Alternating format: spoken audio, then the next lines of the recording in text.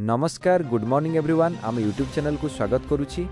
आज 4 तारिख जून मास गुरुवार न्यूज गुड़िक भल लगिले निश्चित भाव चैनल को सब्सक्राइब कर वीडियोटी को लाइक करदेवे। तेबे चलंतु आजिर गुरुत्वपूर्ण खबर उपरे नजर पकईबा। आजिर प्रथम खबर पुणी थरे खान सारंक उपरे हमला। बहुचर्चित शिक्षक तथा यूट्यूबर खान सारंक कोचिंग सेंटर उपरे बोमामाड़। गतकाली रातिरे बिहारपाटनारे खानसार ओरफ फैसल खानक कोचिंग सेंटर बाहर किछि दुर्बृत्त गुलीमाड़ करबा सह बोमा फिंगिछंती, जाहाकु नेई खान सारंक सुरक्षा भी बढ़िछि। तेबे गला किछि दिन धरी खान सारक विभिन्न समाजसेवा कार्यकलापकु नेई अनेक धमक मिलिथिबा से अभियोग करिछंती। पुणी थरे खान सारंक उपरे हमला। बहुचर्चित खान सारंक कोचिंग सेंटर उपरे बोमामाड़ बोमा गुली मारी फेरार हेले अभियुक्त बढ़िला सुरक्षा सह तनाघना खान सार ओरफ फैसलंकु निशाना करिथिबा सूचना। परवर्ती खबर ओडिशा रे नुआ उपकूल राजपथ को केंद्र कैबिनेटर मंजूरी मिली।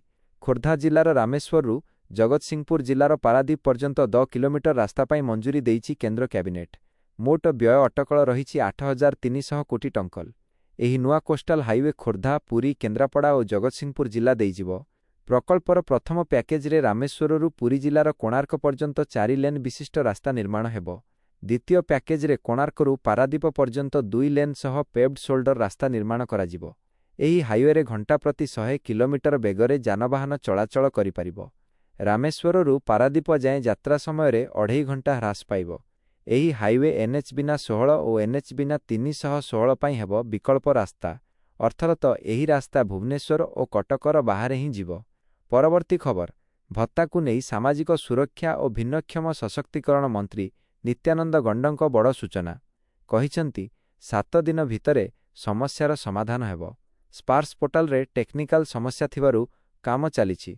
किछि दिन पई हिताधिकारी को अपेक्षा करिबाकू पड़िबो। किछि टेक्निकल एरर हेउछि। सुधार आसिले आईएफएमएस द्वारा रियल टाइम रे भत्ता पाइबे। हिताधिकारी सीधा सड़क भारत सरकारंक ठारू भत्ता पाइबे, सेथिपाई व्यवस्था करा जाउछि बोली से कहिसंती। परवर्ती खबर बीजेडी को नहीं बीजेपी सांसद प्रदीप पुरोहितंक विस्फोरक बयान। कहिसंती बीजेडीर किछि बड़ नेतृत्व आम शीर्ष नेतृत्व सहित आलोचना करुछंती। आगकू बीजेडी रे बड़ विस्फोरण हेबो। बीजेडी डंगा बुड़ुछि। जीवन बंचाइबा पाई बड़ नेता बीजेपी डंगा को लंफ प्रदान करुछंती। बीजेडी सांसद संख्या शून्य होइजिबो। सेमाने आम लिंक रे अछंती।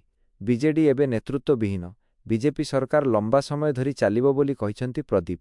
ए संपर्क रे बीजेडीर प्रतिक्रिया मिली पारि नाही। बीजेडी डंगा बुड़ुछि। प्रदीप पुरोहित बीजेडीर किछि बड़ नेतृत्व आम शीर्ष नेतृत्व सहित आलोचना करुछंती। आगकू बीजेडी रे बड़ विस्फोरण हेबो। बीजेडी डंगा बुड़ुछि। जीवन बंचाइबा पई बड़ नेता बीजेपी डंगा को लंफ प्रदान करुछंती। बीजेडी सांसद संख्या शून्य होइजिबो। सेमाने आम लिंक रे अछंती। बीजेडी एबे नेतृत्व विहीन। बीजेपी सरकार लंबा समय धरी चालिबो।